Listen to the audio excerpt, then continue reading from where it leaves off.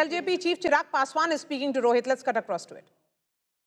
बनाने के लिए चुनने का काम करेगा। अच्छा, और आपकी भूमिका क्या रहेगी इस नए सरकार में? इतने अब तो आपके भी विधायक जा रहे हैं, क्या चाहेंगे कि कुछ डिप्टी सीएम का पद मिले, कुछ मंत्री बने?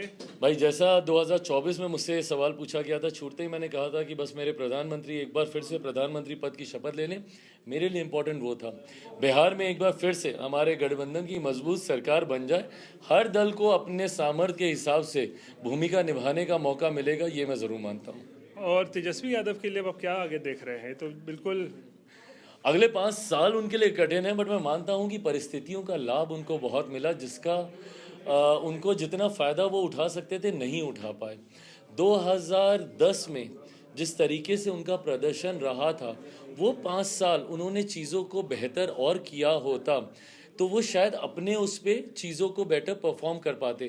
15 में जीवन दान उनको महागठबंधन जो बना था उस वक्त का, जिसमें मौजूदा मुख्यमंत्री नीतीश कुमार जी का उनको सहयोग मिला था, उसका लाभ उनको मिला। बट अहंकार उनको इस बात का है कि वो अपने दम पर पहुंचे।